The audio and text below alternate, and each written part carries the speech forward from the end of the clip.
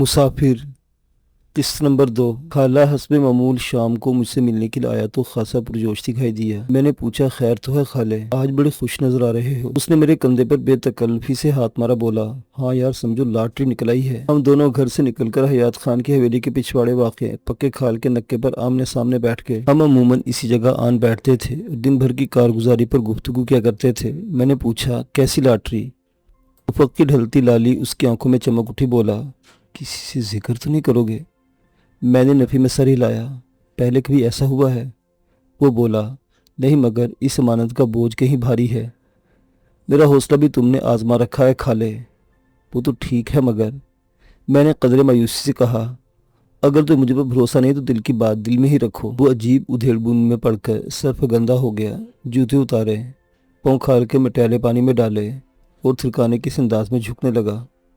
مجھے اس کا مسرت آمیز اس طرح بری طرح کھلنے لگا تھا۔ میں نے قدرے خفگی سے کہا، میں نے کہا ہے کہ مجھے شریک راز مت کرو، مگر یہ نہیں کہا کہ یوں سر جھکا کر بیٹھ جاؤ۔ تم اپنی نکلنے والی لاٹری کے علاوہ کوئی اور بات بھی تو کر سکتے ہو، کرو نا۔ وہ مسکرا کر بولا، بتاتا ہوں یار، ذرا سا صبر بھی نہیں کر سکتے ہو؟ میں خاموش ہو گیا۔ وہ کافی دیر تک بیٹھا سوچتا رہا کہ مجھے کیا بتائے نہ بتائے، پھر از خود فیصلہ کرتے بولا، اسما کو جانتے ہو نا؟ میرے منہ سے بے اختیار نکلا، اسما؟ ہاں اسما، سردار حیدر خان کی بیٹی، وہی جو ملتان میں پڑتی ہے۔ اس کا لہجہ رازدارانہ ہو گیا۔ ہاں یار جانتا ہوں اسے، پر یہ کیا بتا ہوا کیا؟ یہ پوچھ کے کیا نہیں ہوا ہے؟ میں نے زچ ہو کر پوچھا۔ اچھا چلو یوں ہی صحیح، یہ بتا کے کیا نہیں ہوا ہے؟ وہ مزید میرے قریب ہو کر سرگوشی کے انداز میں بولا، اس نے مجھے سردار حیات خان کی نوکری چھوڑنے کا کہا ہے۔ مجھ پر مایوسی کا شدید حملہ ہوا، کھودا پہاڑ نکلا چوہا۔ میں نے نیم اکتائے ہوئے لہجے میں کہا، ہاں یہ بات تو پہلے بھی کئی مرتبہ تجھے کہہ چکی ہے۔ سن تو صحیح یار۔ وہ عادتاً بے تکلفی سے میرے کندھے پر ہاتھ مار کر بولا، اب کی بار اس نے مجھے سنجیدگی سے کہا ہے۔ پہلے مخول کیا کرتی تھی کیا؟ میں نے جھٹ سے پوچھا۔ اس نے ایک نگاہ شکایت سے مجھے دیکھا۔ تو اس کی بات مان لو نا، کون روکتا ہے تجھے؟ میں نے بے دلی سے کہا۔ اسے بھی پوچھ لیا ہوتا کہ یہ نوکری چھوڑ کر کیا کروں گا، کیا گلے میں ڈول ڈال کر شادی بیاہ پر خسروں کی طرح ناچوں گا، یا گھر میں باپ کے ساتھ بیٹھ کر لوہا کوٹوں؟ ہاں ناچوں لوہا کوٹوں۔ اس نے منہ بنایا، پھر اپنے ترنگ میں لوٹ آیا ہے۔ یہی تو خوشی کی بات ہے، اس نے مجھے ملتان بلایا ہے، وہاں اس نے میرے لیے اس سے کہیں بہتر نوکری تلاش کر رکھی ہے۔ سچ شہزادے، زندگی کا مزہ آ جائے گا۔ خالے کے انگ انگ میں مسرت پھوٹ رہی تھی۔ مجھے خاموش پا کر اس نے پھر میرا کندھا ٹھونکا، اوے تجھے سانپ سونکھ گیا یا زبان پر تالا لگ گیا؟ بولتا کیوں نہیں تو؟ مجھے اس پر افسوس ہوا۔ میں نے ملامت آمیز لہجے میں کہا، اوے خالے، تو ایک لڑکی کی خاطر اپنے ماں باپ، بہنوں اور ہم سب کو چھوڑ جائے گا، اور تجھے ذرا بھی دکھ نہیں ہوگا ہے؟ وہ بھڑک گیا۔ میں اسما کے لیے نہیں، زیادہ پیسوں والی نوکری کے لیے ملتان جا رہا ہوں۔ حیات خان مجھے روزانہ 80 روپے دیتا ہے، 20-25 روپے کی پھٹی لگ جاتی ہے۔ اسما بتا رہی تھی کہ وہاں میری تنخواہ 5000 ہوگی۔ 5000! اس نے مضحکہ خیز انداز میں اپنے دائیں ہاتھ کی 5 انگلیاں، دونوں آنکھیں اور منہ پوری وسعت میں کھول کر کہا، روٹی پانی بھی مالک دیں گے، کچھ نہ کچھ اوپر سے بھی بن جایا کرے گا۔ یہاں بھی تو اچھی خاصی نوکری کرتے ہو، پیسہ کماتے ہو اور ہر رات اپنے گھر میں گزارتے ہو۔ سردار حیات خان تجھے اپنا پتر سمجھتا ہے اور کسی بھی شے کی کمی نہیں آنے دیتا، پھر بھی تم اتنی خوشی کے ساتھ ملتان جانے کی خبر سنا رہے ہو۔ میرا غصہ فزودار ہو گیا۔ سمجھانے کے بجائے سمجھنے کی کوشش کرو بیوقوف انسان۔ میں 1-2 روز میں ملتان چلا جاؤں گا۔ کل صبح حیات خان سے بات کر کے اپنی جگہ پر تجھے ویگن پر رکھوا دوں گا۔ موج میلہ کرنا اور اپنے یار خالے کو دعائیں دینا کہ تجھے بیٹھے بٹھائے اچھی خاصی نوکری مل گئی۔ اس نے اچھی خاصی نوکری پر زور دیتے ہوئے کہا، بکواس نہ کرو، تم کہیں نہیں جاؤ گے۔ میں نے فیصلہ سنایا۔ تم مجھے ملتان جانے سے کیوں روکتے ہو؟ وہ استہزائیہ لہجے میں بولا، میری دل کی دنیا موج میں ہے، تم جانو نہ جانو مجھے فرق نہیں پڑتا۔ یہاں چوری چھپے اسما سے ملاقات ہوتی ہے، وہاں جب جی چاہے گا مل لیا کروں گا۔ یہ کوئی معمولی بات ہے؟ ویسے بھی سیانے کہتے ہیں کہ ترقی کرنے کے لیے اپنا گھر بار چھوڑنا پڑتا ہے۔ میں نے بھی فیصلہ کر لیا ہے اور اما ابا سے بات کر لی ہے۔ جب میں نے انہیں تنخواہ کے بارے میں بتایا تو مارے خوشی کے ان کی باچھیں کانوں سے جا لگی۔ ایک تم ہو کہ میری خوشی دیکھ کر کالے سوا ہو گئے ہو، ہے نا؟ کوئی جواب دیے بغیر میں اس کے چہرے پر خوشی کے انگنت عکس، جوش اور ہیجان کی میجولی کیفیت دیکھ کر اپنا سنایا فیصلہ واپس لیا اور خاموشی کی چادر اوڑھ لی کہ اس کی سوا اور کوئی چارہ کار نہیں تھا۔ وہ اپنی مستی میں مست، اپنی محبت کی الوہی ترنگ کے بہاؤ میں رقصاں کافی دیر تک مسرت بھری بہکی بہکی باتیں کرتا رہا، خواب بنتا رہا اور میں ہاں میں جواب دیتا رہا۔ گاؤں میں اندھیرا پھیلنے کے ساتھ ہی ہماری محفل اجڑ گئی۔ بے رغبتی کے ساتھ کھانا کھایا اور چارپائی پر لیٹ گیا۔ پروین دودھ کا بھرا ہوا پیالہ تھما کر چلی گئی اور میں چاند کے نور تلے دودھ بھرے پیالے میں ابھرتی ہوئی اسما کی شبی میں کھو گیا۔ دودھ حلق سے اترنے والا نشہ تھا۔ اسما آنکھوں کے راستے گزر کر دل کی گہرائیوں تک چھیدنے والے حسن کا نام تھا جو دل سے اترنے کا نام نہیں لیتا تھا۔ اس میں کوئی شبہ نہیں تھا کہ وہ آواز دیتی۔ خالہ تو کیا، دنیا کا مضبوط سے مضبوط تر مرد بھی خود کو صدائے حسن کی کشش کے ہاتھ میں گروی رکھ چھوڑتا، تھم جاتا۔ میں جب اسے خالے کے لیے بے چین دیکھتا تو ایک بے نام سا حسد میرے روم میں بھر جایا کرتا تھا۔ سردار حیدر خان نورپور کے نمبردار حیات خان کا دور پار کا رشتہ دار اور برادری وال تھا۔ بڑے کرو فر والا آدمی تھا۔ قریشی موڑ سے 3 کلومیٹر کے فاصلے پر واقع بلوچ موڑ کے اطراف کی تمام تر اراضی اس کی ملکیت تھی۔ میرے محتاط اندازے کے مطابق وہ کم و بیش 50 مربع زمین کا مالک تھا۔ صوبائی اسمبلی کے ہر انتخاب میں بڑھ چڑھ کر حصہ لیتا تھا۔ اب تک 2 مرتبہ ممبر بن چکا تھا۔ اس سال بھی وہ اپنے روایتی حریف کو بچھاڑ کر اسمبلی میں پہنچ گیا تھا۔ باوجود کہ وہ جس پارٹی کے ٹکٹ پر الیکشن لڑا تھا وہ حکومت بنانے میں ناکام ہو گئی تھی۔ اس کے اختیارات اور رسوخ میں کوئی کمی واقع نہیں ہوئی تھی۔ اس کی پارٹی حزب اختلاف میں آ جانے کے باوجود خاصی مضبوط تھی۔ بلوچ موڑ سے مغربی جانب تقریباً 2 کلومیٹر کے فاصلے پر اس کی عالیشان کوٹھی اس کے جاہ و جلال کا استعارہ سڑک پر سے دکھائی دیتی تھی۔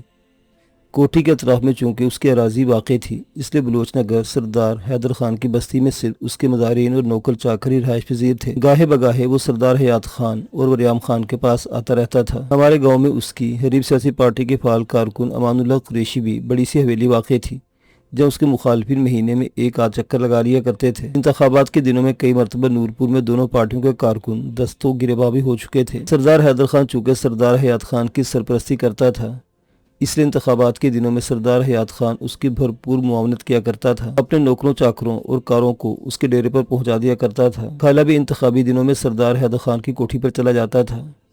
بطور ڈرائیور وہ الیکشن کے نتائج تک انتخابی سرگرمیوں میں پیش رہتا۔ یہی کہیں اس کی نظر حیدر خان کی پرشکو کوٹھی کے چاند پر پڑ گئی۔ سردار حیدر خان کی بیٹی اسما حیدر پر خالے کی نگاہ یوں پڑی کہ پلٹنا بھول گئی جب اس نے میرے سامنے اسما کے ماورائے حسن کی تعریف میں زمین و آسمان کے خلابے ملائے۔ اسے دیکھنے کا تجسس مجھ میں ہلکورے لینے لگا۔ کیونکہ انتخابی دنوں کے علاوہ خالے کا بلوچ نگر میں آنا جانا نہیں تھا، اس لیے میری یہ خواہش بھی پوری ہوتی دکھائی نہیں دیتی تھی۔ میں نے خالے کو سمجھایا کہ وہ اس نظر بازی سے پرہیز کرے۔ سردار حیدر خان بہت ظالم فطرت پر ڈیرا تھا۔ وہ اپنے غصے اور جلال کی تاب خود بھی برداشت نہیں کر پاتا تھا۔ خالے کے لیے معافی کی کوئی گنجائش کہاں رکھتا، مگر خالے کے سر پر نہایت غیر فطری اور ناموزوں عشق کا بھوت ایسے چڑھا کہ اس نے کبھی پلٹ کر نہیں دیکھا، بلکہ سر پٹ اندھی راہوں پر دوڑتا چلا گیا۔ اس نے کھوج نکال لی، پتہ چلا کہ اسما ملتان میں پڑھتی ہے۔ وہ گاہے بگاہے اس کا دیدار کرنے کے لیے ملتان جانے لگا۔ وہ کالج کے گیٹ پر کچھ دوری پر جا کھڑا ہوتا۔ چھٹی ہونے پر سلور کلر کی نئی چمکدار گاڑی کے شیشوں میں مقید حسن کا لمحاتی دیدار کرتا اور ٹھنڈی آہیں بھرتا ہوا لوٹ آتا۔ مجھے وہ دن بخوبی یاد ہے جب میں نے ایک شام مجھے مایوسی آمیز لہجے میں کہا تھا، شہرے سچ کہتے ہیں اپنے سے بڑے کی نہ یاری چنگی نہ دشمنی۔ اگر وہ نورپور میں رہنے والی ہوتی یا قریشی موڑ کی ہوتی تو میں اسے جی بھر کر دیکھ لیا کرتا، اور یہ بھی ممکن تھا کہ اب تک راہ و رسم بھی پیدا کر چکا ہوتا۔ وہ بڑے گھر کی کڑی ہے، دیکھنے سے میلی ہوتی ہے، اسے جی بھر کے دیکھنے اور چھونے کی حسرت میں تمہارا یار خالہ دنیا سے گزر جائے گا۔ میں نے کہا، جب تمہیں اپنی اوقات کا علم ہے تو کیوں چاند کو چھونے کی خواہش کرتے ہو؟ مجھے اپنے پر اختیار نہیں ہے۔ کب تک ملتان کی خاک چھانتے رہو گے؟ جب تک وہ جاتی رہے گی۔ یہ بھی تو ممکن ہے کہ اس کی شادی ملتان میں ہو جائے، پھر تو کیا ہے، اب بھی جاتا ہوں، دیکھ کر پلٹ آتا ہوں، تب بھی جایا کروں گا، اس کی ایک جھلک دیکھ کر آ جایا کروں گا۔ اس سے تمہیں حاصل کیا ہوگا؟ میں متعجب ہوا۔ مجھے حاصل کی پرواہ نہیں، مجھے تو شاید اپنے خاندان کی عزت و سلامتی کی بھی پرواہ نہیں ہے۔ میں نے قدرے طنزیہ لہجے میں کہا، کیا مطلب؟ وہ چونکا۔ اگر سردار حیدر خان کو پتہ چل گیا تو وہ تجھے اور تیرے گھر کو بارے آتش کر دے گا۔ اسے کیسے پتہ چلے گا؟ وہ عام سے لہجے میں بولا، میں نے اسما کا ذکر تمہارے سوا کسی سے بھی نہیں کیا اور نہ ہی کبھی کروں گا۔ میں جانتا ہوں کہ عزت کے معاملے میں سردار حیدر خان، اس کا خاندان کتنا ظالم اور سخت گیر ہے۔ ویسے بھی میں نے کبھی اسما کو مخاطب نہیں کیا، کبھی چھیڑنے کی کوشش تک نہیں کی، پھر اسے کیا شکایت ہوگی؟ کسی کو دیکھنا تو کوئی جرم نہیں ہے۔ مجھے اس کے حماقت آمیز رویے پر دکھ ہوا۔ جب کچھ لینا دینا ہی نہیں تھا تو پھر خود کو اس عذاب میں ڈالنے کی ضرورت بھی کیا تھی؟ میں نے کہا، دیکھ کھالے، سردار حیات خان اور امیر نواز کے سامنے کبھی بھول کر بھی حیدر خان کے گھر کی بات نہ کرنا، ورنہ وہ تمہیں الٹا لٹکا دیں گے۔ تم نے دل لگانا ہی ہے تو کوئی ہم پلہ لڑکی دیکھو، اس کی یاد میں آہیں بھرو، جس تک تمہاری آہ کا اثر پہنچ سکتا ہو، اسے شوق سے دیکھو، جس تک تمہاری نظر کی حدت پہنچ سکتی ہو۔ میں تو ویسے بھی عاشق مشوقی کے معاملات کو اچھا نہیں سمجھتا، ایسے نامعقول اور رومانس پر سوائے سر پیٹنے کے اور کیا کر سکتا ہوں؟ خود پر رحم کرو، اپنے خاندان کی فکر کرو اور سکون کے ساتھ روزی کماؤ۔ یہ جو تم پیتے پلاتے ہو نا، یہ ہومیوپیتھک کپی کا نشہ کرتے ہو نا، اس سارے خرابے کی جڑ یہی ہے۔ یہی نشہ تمہیں ایک نہ ایک دن لے ڈوبے گا، تمہیں ہوش نہیں رہتا، کیا کہنا ہے کیا نہیں کہنا ہے، سدھ نہیں رہتی۔ نشے کے خمار تمہیں پاگل کر رکھا ہے اور تم اسما اسما کا ورد کرتے رہتے ہو۔ کبھی امیر نواز کے سامنے تمہارے لبوں پر یہ نام آ گیا تو سمجھو قیامت آ گئی۔ اس نے لاپرواہی سے کہا، اللہ مالک ہے، جو ہوگا دیکھا جائے گا، خام خواہ دل ڈرانے والی باتیں نہ کرو۔ تم ایسا کرو کہ مجھے اپنی خوبصورت لکھائی میں ایسا خط لکھ کر دو جسے پڑھتے ہی اسما کی آنکھیں کھل جائیں اور اس کے باپ کی توپوں کا منہ بھی کھل جائے، ہے نا؟ میں نے اسے ڈانٹا۔ کیا ہو گیا تمہیں؟ خالے نے برا منایا۔ تم سردار حیدر خان سے اتنا کیوں ڈرتے ہو؟ انسان ہی تو ہے وہ، کیا ہے؟ اس کی بیٹی کی عورت نہیں ہے؟ کہ اس کے سینے میں دل نہیں ہے؟ یا وہ کسی سے پیار نہیں کر سکتی؟ ہو سکتا ہے، جیسے میں اس کے بارے میں دن رات سوچتا رہتا ہوں، وہ بھی میرے بارے میں دن رات سوچتی رہتی ہو۔ دنیا میں کچھ بھی ناممکن نہیں ہے۔ تم نے سنا نہیں کہ کوٹھوں میں رہنے والی امیر زادیوں کے تعلقات ہمیشہ اپنے ڈرائیوروں کے ساتھ قائم ہو جاتے ہیں؟ بعض گھروں سے بھاگ کر شادی بھی کر لیتی ہیں ان بے اوقات نوکروں کے ساتھ۔ میری آنکھیں حیرت سے واہ ہو گئیں، خوف کی ایک سرد لہر میرے بدن میں اتر گئی۔ مجھے اندازہ نہیں تھا کہ وہ اس حد تک آگے نکل چکا تھا۔ میں نے اپنے دونوں ہاتھ اس کے آگے جوڑ دیے۔ خالے، مجھے معاف کر دے بھائی، اپنے گھر والوں کو معاف کر دے۔ تمہارا دماغ خراب ہو گیا ہے، تم پی پی کر پاگل ہو گئے ہو، اور اگر تمہارے شغل میلے کی کیفیت یہی رہی تو وہ دن دور نہیں جب نورپور کی گلیوں میں تم پر بچے پتھر مارا کریں گے اور تم ننگے پنڈے ادھر ادھر دوڑا پھرا کرو گے۔ اسما کو مت دیکھو، اپنی اوقات کو دیکھو، اپنی شکل و صورت اور اپنی حیثیت پر نگاہ ڈالو۔ تجھ میں ایسی کوئی خوبی بھی تو نہیں جس کی بنیاد پر تم کوئی پڑھی لکھی عام لڑکی بھی چاہے ہو۔ وہ تو پھر بڑے گھر کی لاڈلی بیٹی ہے، وہ تمہیں زندہ زمین میں گاڑ دے گی یا کسی دیوار میں چنوا دے گی۔ وہ اپنے مخصوص بے نیازانہ انداز میں گویا ہوا، پرواہ نہیں، میں پہلا آدمی نہیں ہوں گا جسے زمین میں گاڑا جائے گا یا دیوار میں چنا جائے گا۔ عشق تو عشق ہے، کبھی ایسی دھمکیوں سے خوفزدہ نہیں ہوا۔ تم اگر میرے سچے یار ہو تو مجھے اس کے نام ایک پیارا سا خط لکھ دو۔ یہ اگر نہیں کر سکتے تو اپنی زبان بند رکھو اور مجھے ڈرانے کی کوشش نہ کرو۔ میں خاموش ہو گیا۔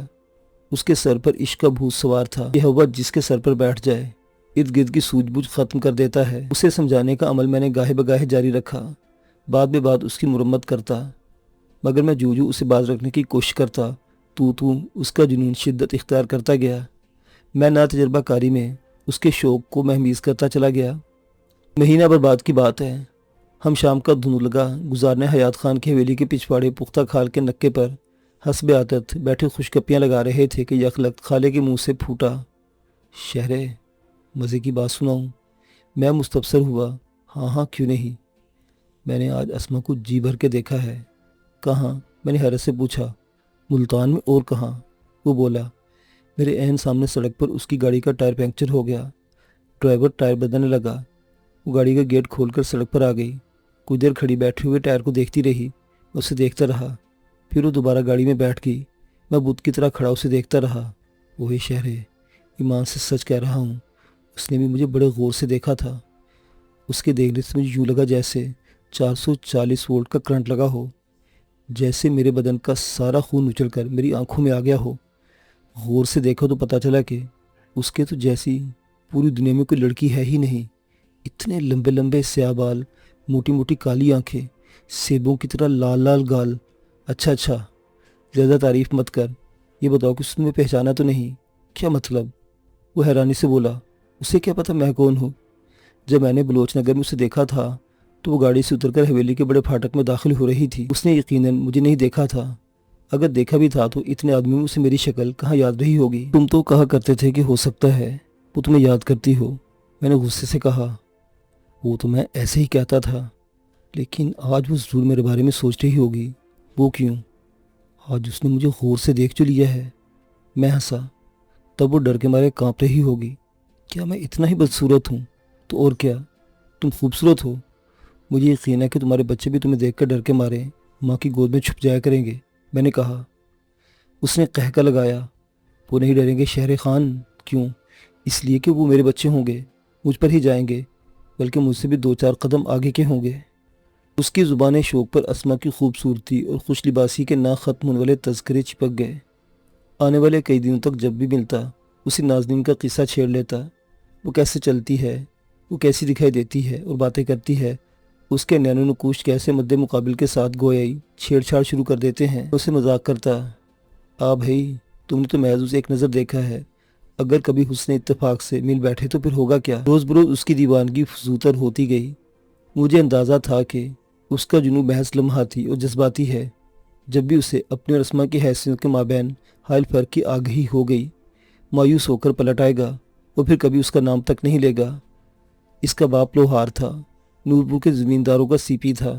پاکستان کے دوسرے تمام زمینداروں کی طرح نورپور کے زمیندار بھی اپنے مقرر کیے ہوئے کمین لوگوں کی ایک حد تک قریب آنے دیتے تھے۔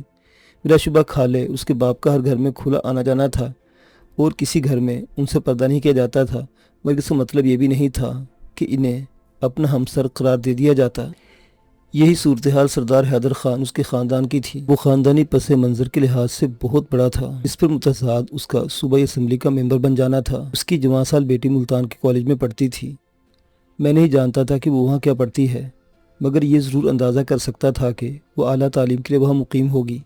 ممکن نہیں تھا کہ وہاں عام سے خد و خال والے سامنے لوہار کے لیے اپنے دل میں نرم جذبات پالتی۔ یہ بعید نہیں تھا کہ اگر کبھی خالہ اپنے اوقات سے اوپر اٹھ کر اسے دیکھنے کی غلطی کرتا تو وہ اپنے باپ کے کارندوں کے ذریعے اسے بالکل اوپر اٹھوا دیتی۔ میں یہ باتیں وقتاً فوقتاً خالے سے بھی کی تھی، اسے سمجھانے کی بتھیری کوشش کی تھی، مگر اس کے پاس اپنے موقف پر انگن جذباتی استدلال تھے۔ عجیز وہ کہ وہ سبھی استدلال کتابی تھے۔ وہ مزید تھا کہ ممکن ہے اسما اس کے جنون اور محبت و شوق کو دیکھتے ہوئے مائل ہو جائے۔ وہ احمقوں کی جنت میں رہنے والا تو نہیں تھا، مگر نہ جانے اس کی ذہنی رو اس قدر بھٹک کیوں گئی تھی۔ ہم دونوں جب بھی حیات خان کی حویلی کے پچھواڑے سیمنٹ والے نلکے پر بیٹھتے، بلا ارادہ اسما کا تذکرہ چھڑ جاتا۔ ہم نے ہمیشہ احتیاط برتی تھی کہ امیر نواز یا سردار حیات خان کے کسی بھی عزیز کی موجودگی میں اسما کا تذکرہ نہ چھڑے۔ ہم اس پیش بندی پر بحسن و کامیابی گامزن تھے۔ یہ بھی ہوا تھا کہ خالے کی باتیں سن سن کر میرے من میں اسما کو دیکھنے کا تجسس حد سے تجاوز کر گیا تھا، اور میں گاہے بگاہے اسے دیکھنے کی خواہش کا اظہار بھی کرنے لگا تھا۔ ایسے میں خالہ بڑی شکست خوردہ سی آواز نکالتا، یار میں ابھی خود دیکھنے سے آ رہی ہوں، تجھے اس ماجبی کا دیدار کیسے کروا سکتا ہوں؟ میرے لیے دعا کرو، مجھے اپنا دیدار بخش دیا کرے، یا تھوڑا بہت حصہ تجھ تک پہنچا دیا کروں گا۔ میں نے اس کے شوق دیدار کی آبیاری کے لیے دعا کرنا تھی، اس کی خیریت اور سلامتی کے لیے دل دل میں دعا گو رہتا۔ مجھے اندیشہ ستائے رکھتا تھا کہ اس کی یک طرفہ نظر بازی کا علم اگر حیدر خان نے اس کے خاندان کی کسی فرد کو ہو گیا تو اس کی تکہ بوٹی کر دی جائے گی۔ خالہ یا خالے کا غریب خاندان اس فرون صفت وڈیرے کا مقابلہ کرنے کی سکت نہیں رکھتا تھا۔